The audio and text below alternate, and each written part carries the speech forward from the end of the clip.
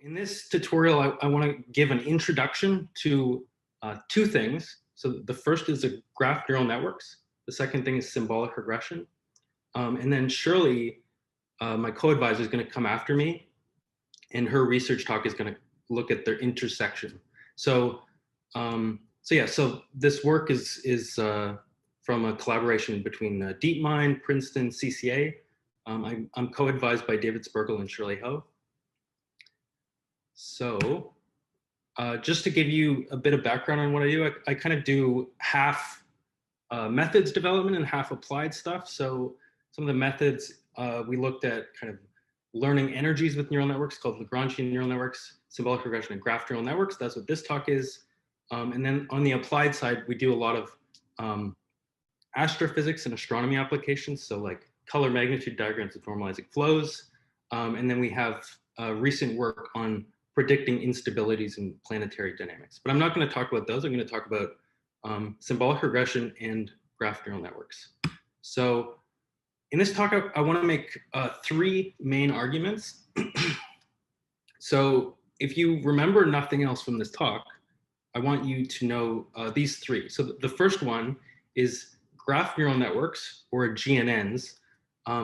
They're a type of architecture of neural network that allows you to work with the natural graph-like structure of the world rather than the world's projection onto grids, as is most machine learning.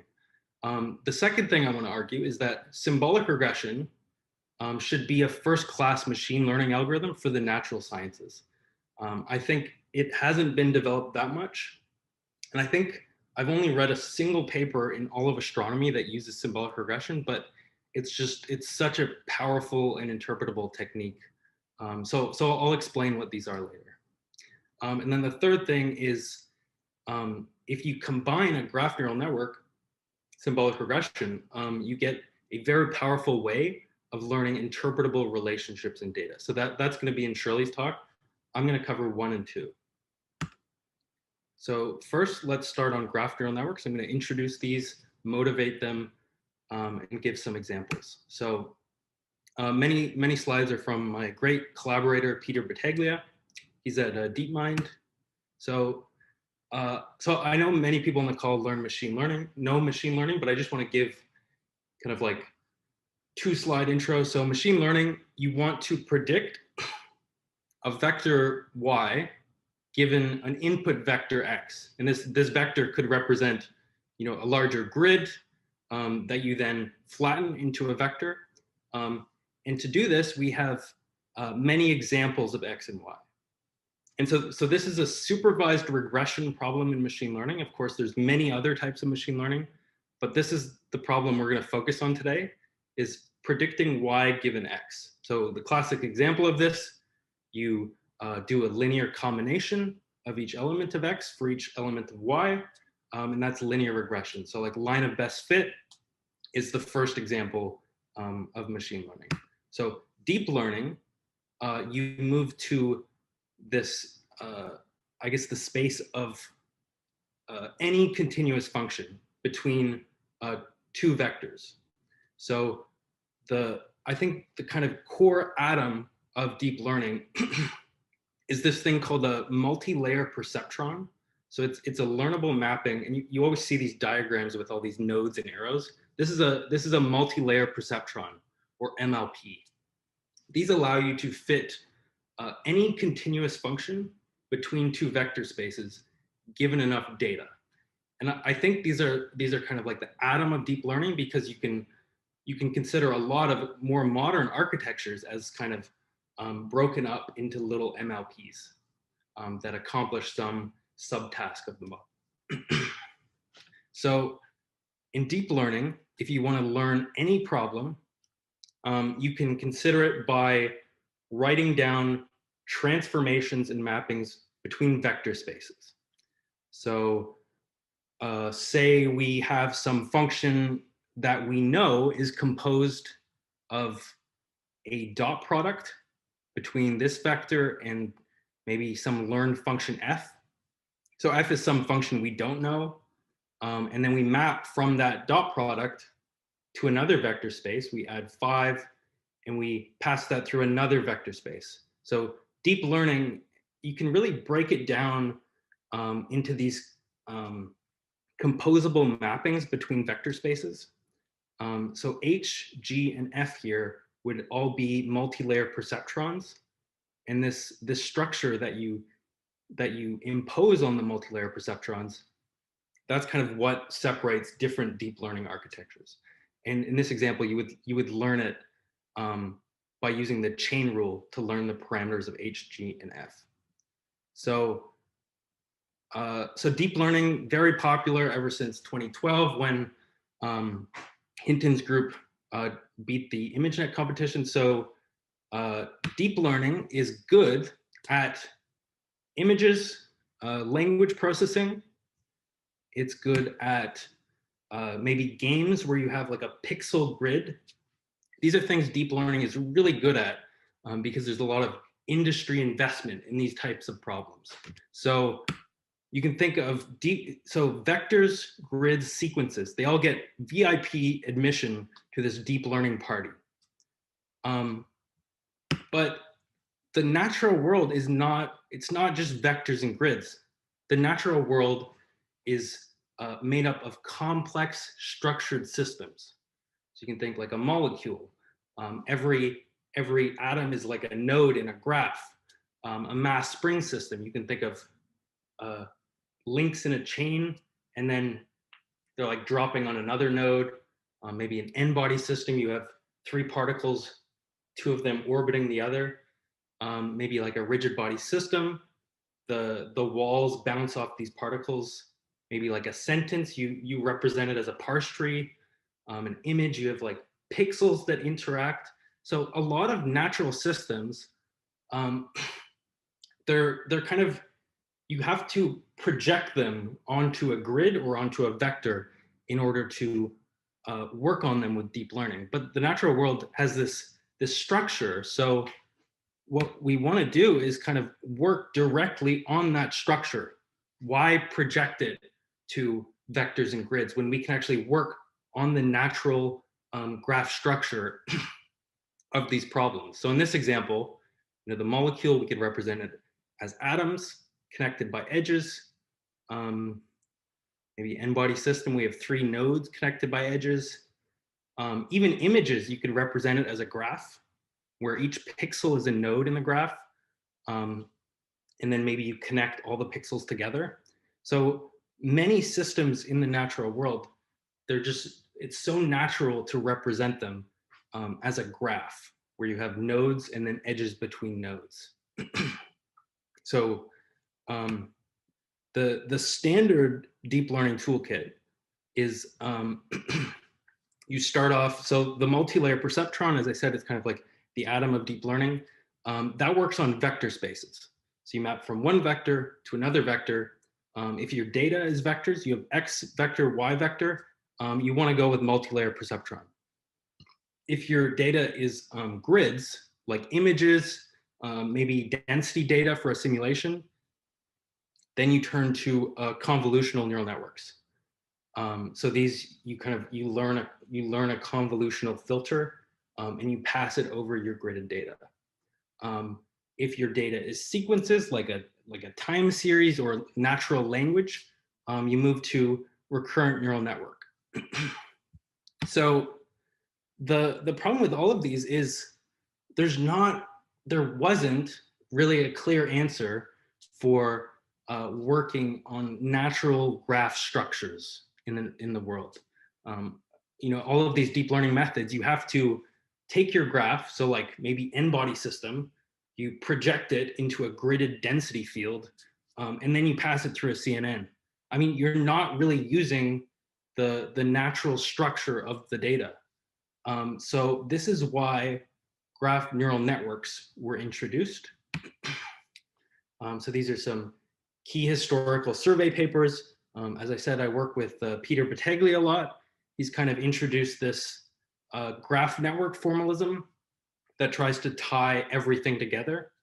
So I'm going to talk about this a little bit. By the way, if there's any questions, please feel free to stop me, or I don't know how I can see chat, but you can also post a message in chat maybe. Yeah. So so this is how you represent a graph for a graph neural network. So you can think of this system as like maybe an n-body particle system. Every node here is represented as a vector. So VI is a node in your graph.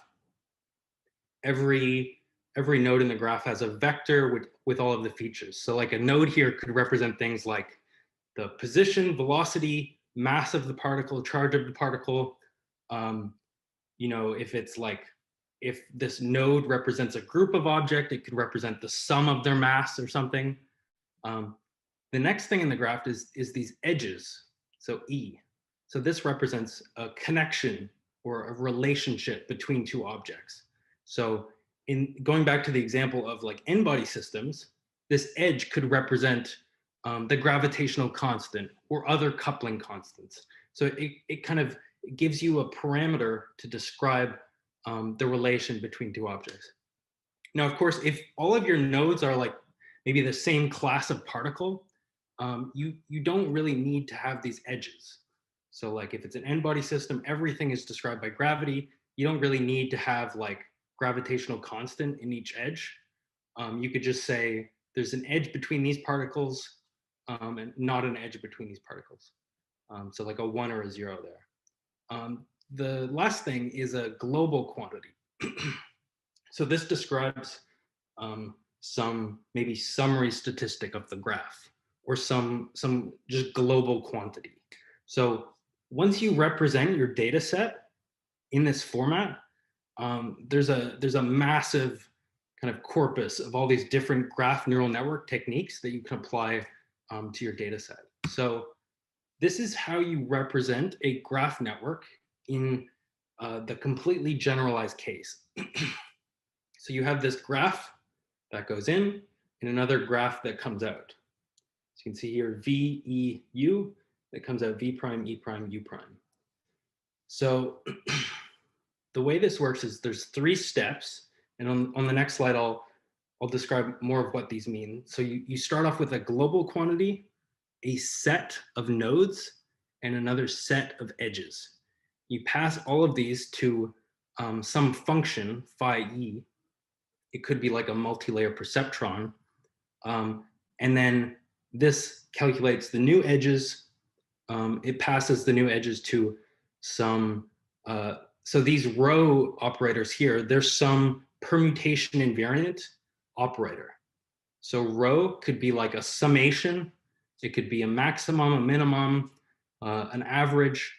The only thing they have to be is a permutation invariant operator. So maybe this could calculate the average of all the edges, and it passes it to this function, which then calculates the updated nodes. And then, yeah, so let me just describe these more on the next slide. Can I ask a quick question? Yep. The capital V and capital E that are going in are lists of numbers that live on the vertices and numbers that live on the edges. Is that right? They're not in the, because often you'll see V to mean the set of vertices. It's actually a set. The set of vertices. It's a function that lives on the vertices, and E is another function that lives on the edges. No, these are numbers. So V is a set of vectors. Every vector is describes one node. So like V is a set of particle states summarized as vectors, and every vector contains like mass, position, velocity of that particle. That's V, and then E. So it's right. So it's a function in math. You'd say it's a map from the set of vertices to R to the D. D is the number of different types of object on each vertex, right? Mass, whatever. So I just want to get. I think that sounds correct. Yeah. It's like a vector valued function that lives on the vertices, and E is another vector valued function that lives on the edges. Is that? Yes, but so E also describes the existence of edges. So the vectors in E, they would also hold like the indices between nodes. So you can see here that there's an edge to this node, but there's not an edge back. So in this case, we could say maybe this is node 1, this is node 2. So we could say one edge is like 1, 2, and then there's just nothing for the opposite direction. Okay, so it would be like 1, 2, and then all the edge properties. Okay, so it's not only edge weights, but there's another vector that lives on the edges too. Yep. Okay, thanks. It just describes the connection. Yeah. And then the global is just a single vector. Does that answer your question? Yes. Okay, awesome. So let's discuss the details of this operation. So I said there's 3 blocks: an edge block, node block, global block. So edge updates the edges, node updates the nodes, global updates the global. So the edge block is some function of every, so it's a function of the current edge you're considering, comma, the receiving node, comma, the sending node, comma, the global. So this is some function of all those vectors concatenated. So we usually represent phi E as a multi-layer perceptron. So this would be a neural network from the current edge state to the updated edge state. Does that, okay, let me know if you have any questions. So the next function is, this is the node block. So I said there's this thing called the row, which is a permutation invariant operation. So in this example, if we calculate E prime, then the row E to V might be like a summation. So this E bar, that might be the average edge connected to that node. So we could sum all the connected edges into E bar, basically. So the node block will take the pooled edge, the current node state, and the global value, and map it to the updated node state. So that's the function of the node state, of the node block. It takes this pooled edge, all the connecting edges, the current node state, the current global value, and it maps to the updated node state. And again, this we usually just treat this as a multi-layer perceptron, so a neural network. So the last thing is called the global block. So we take the pooled edges and we basically pool it over all edges in the graph. So we take this edge, this edge, this edge, this edge, just every edge, and we pool it. So some permutation invariant operation, like maybe you're just taking the average edge. You take the average edge value over all edges in your graph, and then you take the average node value, or maybe the max node value. So this is another permutation invariant this one, permutation invariant operation that calculates maybe the average node state.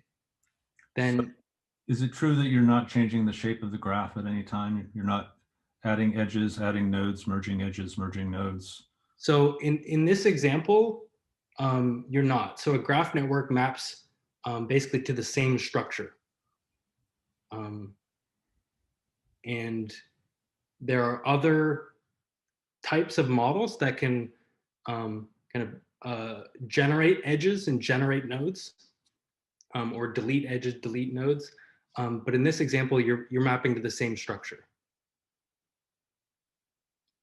And so one other thing you could do if you want to remove edges, add edges, is you could have a fully connected graph, and then maybe some value on the edge represents like a continuous probability of connection or something. And then you could update it that way. So in this example, we're updating the global value of the graph. So maybe we're calculating the new temperature of some n-body system. So in this example, we take the pooled edge vectors, the pooled node states in the current global value and map it to an updated global value. So again, this is, for us, this is always a multi-layer perceptron. So it's a neural network between, as a function of the pooled edges, the pooled nodes in the current global. So maybe it's calculating like a new background magnetic field, temperature, energy, some global property of that graph. So those are the three functions for a graph neural network. And you can basically take this, and basically use it like a RNN. So you basically copy paste it, and you can do multiple graph updates and kind of, you can either do that or just do a single step. But this is a way of mapping from graph to graph, and you can kind of chain them any way you like. Are there any questions? Yeah, so inside, so basically you're in terms of representation, you can represent the graph that you've described. Once you have the initial graph, you can represent it as a single big long vector, right? Because you're not changing, you're not moving things around, you're not changing the length, you're not doing anything like that, right? Okay, so yes, but no. So the fact that these are permutation invariant means that you can use the same functions in the graph network on different size graphs. So I can have a particle system with 5 particles. I can train my model, and then I can apply the same graph network to a 10-body system without changing a thing in the graph network. That's the huge advantage of the graph neural network, is they're invariant to the size of the input graph. I mean, so this example, it'll give you the same output size, but the input size doesn't matter, basically.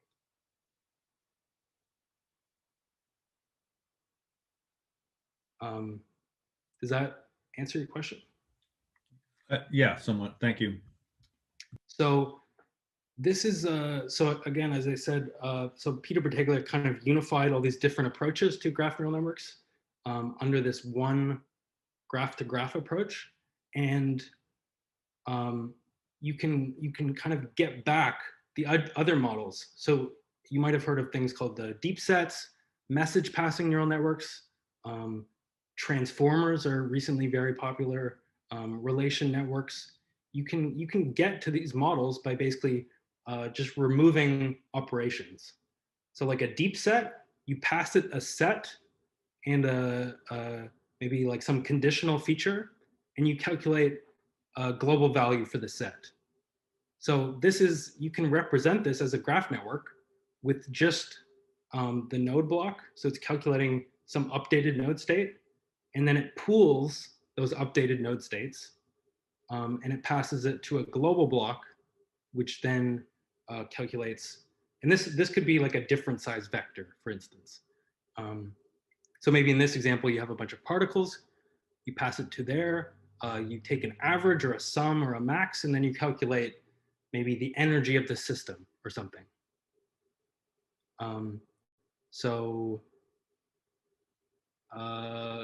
Yeah, and then so this is like a transformer model. You start with a set and you output another set. You can represent this as a graph network. And I think this would be your attention. I think this would be your attention model in row. If anybody's familiar with transformers. So yeah, so this graph network is it's a way of mapping from any graph, even a graph without an edge, without edge features, without a global, without the nodes themselves, to another graph. And you can kind of get back all these different transforms. And again, the main advantage of this is you work with the natural structure of data. You work with edges, nodes, and you can apply the same model to a different size system. So you train it on 5 bodies, you apply to 10 bodies. I mean, it might not generalize, and that's actually what Shirley's going to talk about, our work on that. But it's not a multi-layer perceptron where you have to put in the same size vector every single time. It's a fundamentally different type of architecture. So in this example, we can represent physical systems as graphs. So like n-body The particles would be nodes. The edges would be like the gravitational constant, maybe balls. So one of the nodes you would actually represent it as the wall, and maybe, yeah, maybe, and then you could simulate it, and it would learn to kind of deflect the balls back into the system. And in this example, it's a string, and you have nodes describing each link in the string, and another node for the particle holding it up. So you would maybe you would use like a one-hot encoding to describe different types of nodes in these systems, and then it would learn their interaction. So in this example, we can actually see it. So these are the true systems, and then we're going to learn these systems. So you can see it does very well at learning physical systems, just using this graph neural network. And the really nice thing about this is you get zero-shot generalization to systems with larger n. So because of the way the graph neural network is structured with these pooling operations, you don't really care how large the system is that you're applying it to. I mean, it might not train again, or it might not generalize perfectly, but the architecture itself is invariant to n in this case. So this is from our paper that Shirley's going to talk about, but you can make an analogy to Newtonian mechanics. So in this example, every particle is a node. So you have 3 nodes in your system, and say there's an edge between every particle in both directions. So here we don't actually consider an edge attribute because they all have the same constant. But we basically start off with, we consider all the pairs of particles. So in the graph network term, this is every pair of nodes. In Newtonian mechanics terms, this is 2 interacting particles. You consider every receiving particle and sending particle. Back in the graph network, you pass it through an edge model. So each pair goes through the edge model separately. These are each vectors. Each of these balls is a vector. And so Newtonian mechanics, that's like calculating the force between 2 particles. You then get these messages, and you pool them. So in this example, it's a sum pool. You're just element-wise summing the vectors.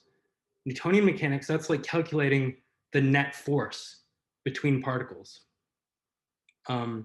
So really, in this example, the message is kind of like a high-dimensional generalization of a force vector. It's a learned high-dimensional force vector in this example. Then you concatenate it with the original node state, and you pass it through a second function, which is another neural network. And this is kind of like F equals ma. So you calculate the acceleration given the mass and this pooled force, and then you calculate the updated node state. Or for Newtonian mechanics, you would calculate the next velocity of the particle.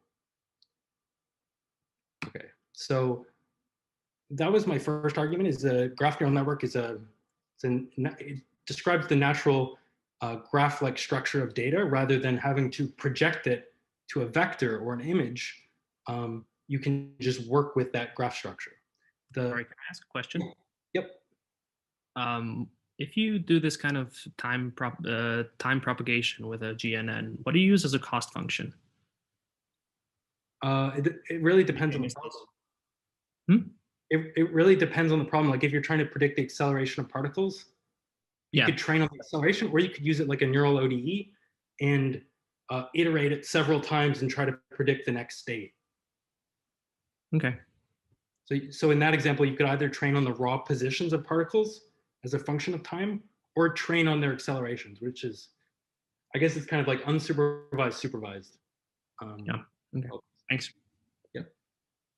So the next thing I want to talk about, and so let me know if you have any questions about graph neural networks, because I'm going to shift gears here. So yeah, let me know if you have any questions.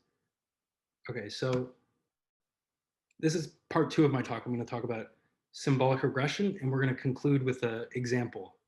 So symbolic regression is a machine learning algorithm. So again, you fit y given x, but the difference from most machine learning is that the basis that you're exploring is that of analytic equations. So symbolic regression, you actually search the space of analytic equations. So if you have like some data set y and x, you would search for f inside the set of all analytic equations. So you try to fit y as a function of f, and f is an analytic equation. So if you see this function, you might guess, okay, maybe it's like, it looks exponential, so maybe exponential, and then you evaluate loss and see that you're almost there. So you say, okay, maybe exponential where the argument is divided by 2. Yes, so that fits the data perfectly. So this is the spirit of symbolic regression, is you search the space of analytic functions. So you could say, is it cosine, sine? No. Exponential, almost. Exponential over 2, yes. So that is manual symbolic regression, I guess. So why do we want to do this? So if you look up on Google just like physics 101 cheat sheet, what you get is this equation sheet, and everything on it for your intro to physics is just basic analytic equations. So all of this classical mechanics physics is just almost perfectly described by analytic equations. So the question is, okay, so if we know that this is such a good basis for so much of physics, chemistry, mechanics, why don't we use that basis for our machine learning model? If all of our physical theories are described in this language, why don't we actually use that language for a model? There's no physical theory written in terms of the weights of a neural network. So this is kind of like the motivation for symbolic regression. So I see David Spergel on the call. So he made the connection to this amazing article by Eugene Wigner on the unreasonable effectiveness of mathematics in the natural sciences. So I'll just read this quote. So the miracle of the appropriateness of the language of mathematics for the formulation of the laws of physics is a wonderful gift which we neither understand nor deserve. We should be grateful for it and hope that it will remain valid in future research, and that it will extend for better or for worse to our pleasure, even though perhaps also to our bafflement, to wide branches of learning. So in this article, he makes all these connections between seemingly unrelated sciences that actually have the same mathematical principles underlying them. So David suggested we call this Wignerian prior. So a Wignerian prior is a prior on your machine learning model such that you favor simple analytic expressions. So we know that this already works for like mechanics, physics, chemistry, because so much of that field is described in terms of these equations. Maybe not other fields, or maybe we just haven't discovered them yet, or they're too complex or something. But definitely physics and astrophysics, we know it's a good prior. So, okay, so you may be asking, okay, but still, why should we use this prior? So the first is, it's very concise. If you write down an analytic equation, it's very concise, it's interpretable. You can understand the scaling just by glancing at it, whereas a neural network, it's very hard to do that. You can detect potential failures of your model ahead of time. You could see that there's a singularity in your equation at some given point in parameter space. And then the last thing, which might be a much deeper problem, so Shirley's going to talk about this a bit, is that we observed analytic equations may generalize better to out of distribution data than neural networks for physical problems. So recall that a neural network, if you have ReLU activation functions, the best it can do is extrapolate linearly. But analytic equations, it seems that they can potentially generalize much better. So Shirley's going to talk about that more. So how does it work? So you work on the space of trees. So this is like a binary tree also with unary operators. So like if we want to do x1 times x4 plus the cosine of x2 minus this constant, we could represent it as this tree. So this is the data structure that symbolic regression works on. So we actually use genetic algorithms to search this space. So we could choose any of these random mutations for this tree. So like maybe we could switch this multiplication with a division. We could switch this variable with another variable. Maybe delete this tree, this subtree, and switch the cosine with an x2, or maybe take a constant and change it a little bit. So these are all random mutations that are considered in symbolic regression, and you kind of randomly apply them and see basically just what works best. So regularized evolution is this it's this more recent approach to genetic algorithms that works pretty well. So you take so you have this large population, you take a small random sample of that population, maybe like 10 equations. You take the fittest equation, so the best loss equation, you take it out, you apply some random mutation to it, and then you get the oldest equation, the one that's been in your population the longest, you basically kill it and you replace it with your mutated sample. So it's kind of like natural selection applied to equations, and you would basically repeat this process again and again. And this searches the space of equations in an almost efficient way. So I wrote this package called Pyser, and that's what I'll be giving the demo in later.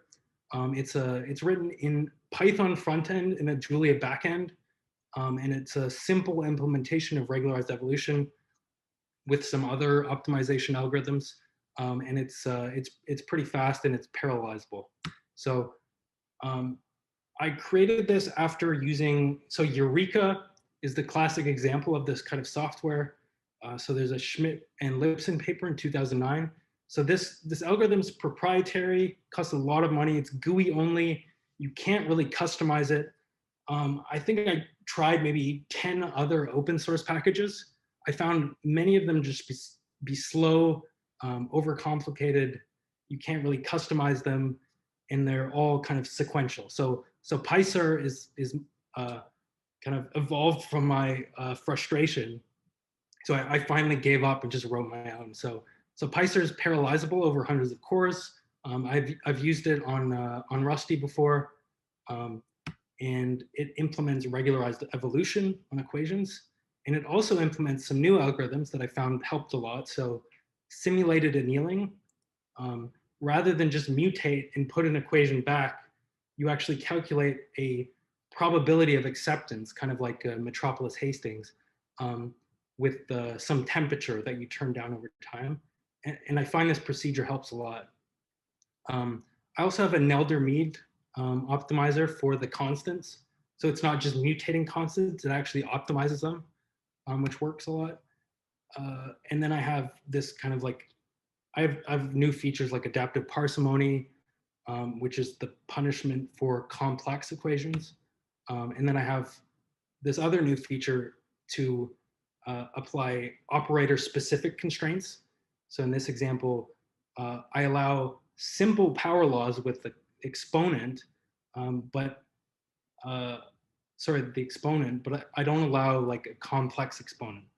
So I find constraints like this really help a lot at getting more interpretable equations. And I also allow custom operators. So I'll walk you through this. So just after concluding this, so I talked about graph neural networks. Please email me or anything if you have other questions about graph neural networks and maybe applying it to your problem. Then I talked about symbolic regression, and I really think this should be it should be used a lot more than it is for the natural sciences because it's interpretable, concise, and it generalizes well. And so Shirley's going to talk about their combination, which we used in recent work to discover this new effective law for dark matter from simulations. So I just thought I'd give a demo of PySer to show you how it works and how you can use symbolic regression. So if everybody could go to this link, or if someone could maybe enter it in chat. I don't actually know how to see chat.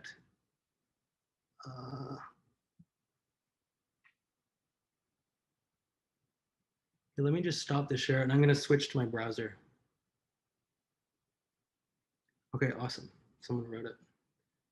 Okay, so I'm going to share my screen too and we can go through it. Okay. Share screen. Okay. So I thought it would be useful just to walk through some simple symbolic regression examples, just to introduce you to it. So this is a Google Colab notebook. If you haven't used it before, it's like Google Docs for Jupyter Notebook. The really nice thing is they also give you free GPU time to kind of tinker around with deep learning. So let's just walk through this notebook together. The first thing you want to do is you could save a copy in your Google Drive, so you can play around with this later, or you could just download it to your desktop. So the next thing we want to do is turn on the GPU. We're gonna use the GPU later. So you go to notebook settings and pick the GPU. You can also get a TPU, but I haven't played around with it yet.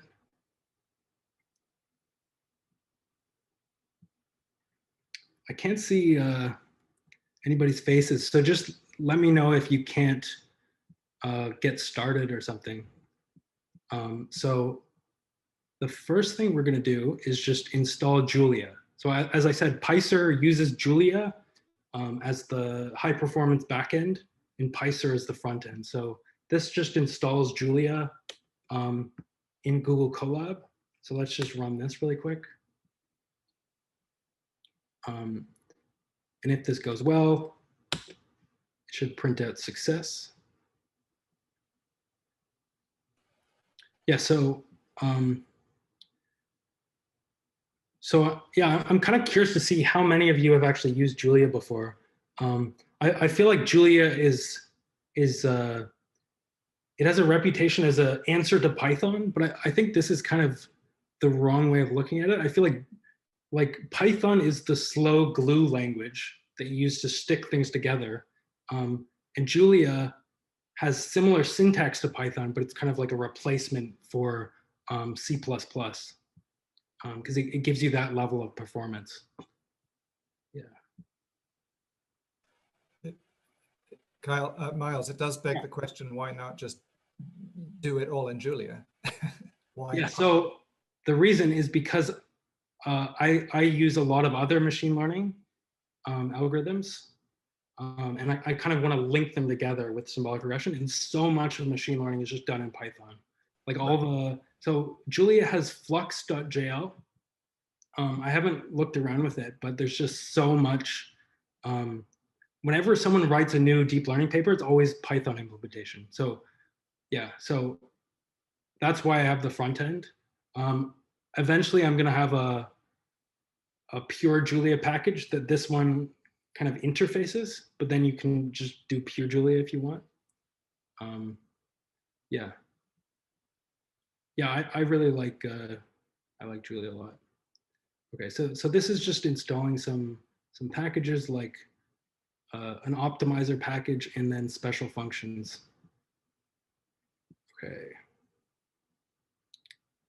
Okay, so success. And then we're going to install, so this is my package PySer. We're going to install PyTorch Lightning, which is it's just it basically turns PyTorch into Keras. So it's really easy to train models. Okay, so let's just do the imports. So for the first example, let's learn some simple function. So this constant times cosine of x3 plus x0 squared minus 2.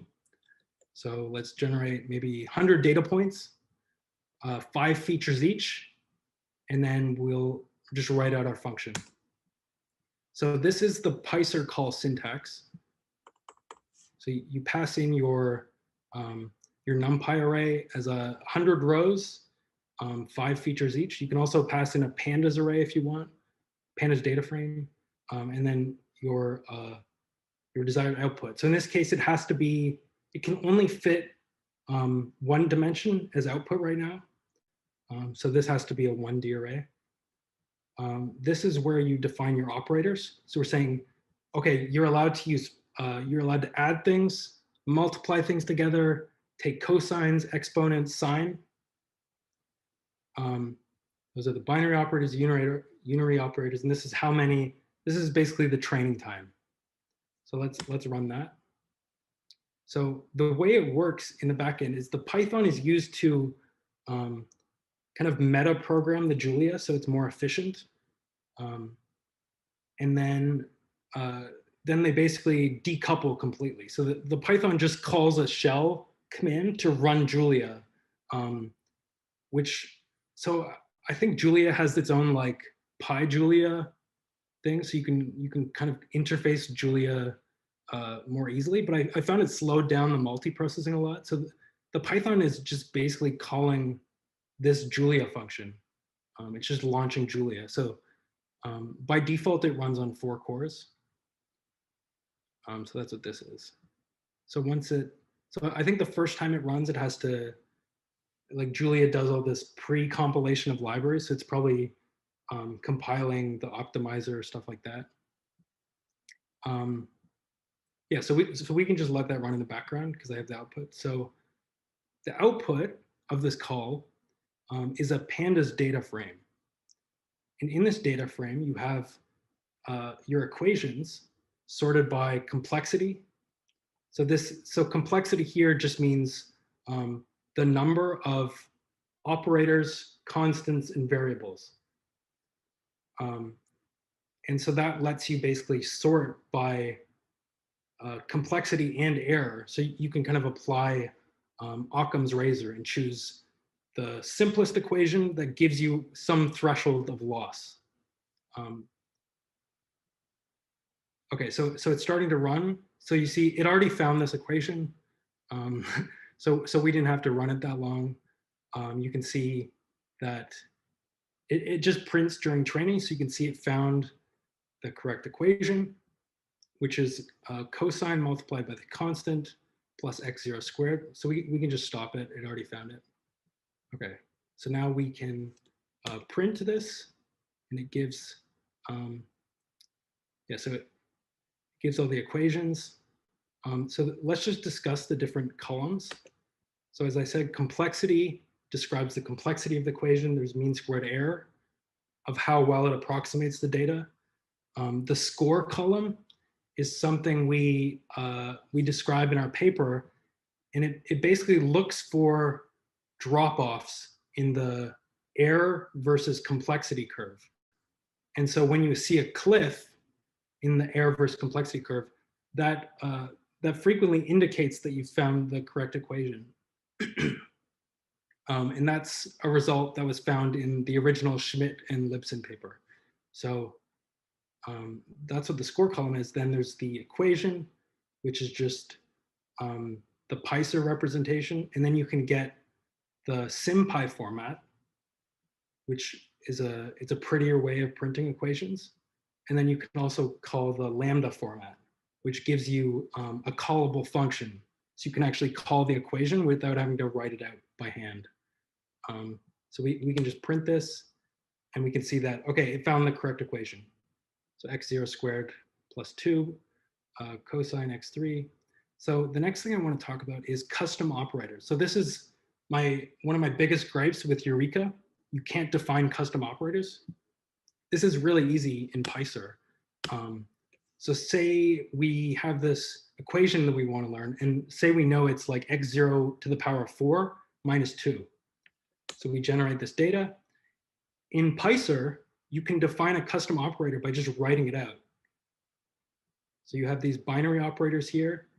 You define cosine, x, sine, those are already written.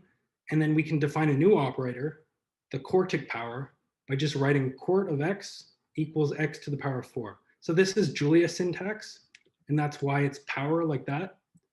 And that just, the Python will just spit out Julia code to basically run this within the symbolic regression. So that's how you define an operator, and you can just run it. So that's really nice if you are tackling some problem and you know that some operator is very important. You can just define it here, and it will use that during the symbolic regression search. Any questions? So the X can be a multidimensional array, right? So this X is, it only works on scalar input. No, I understand, but I'm saying the first X in the PySer function.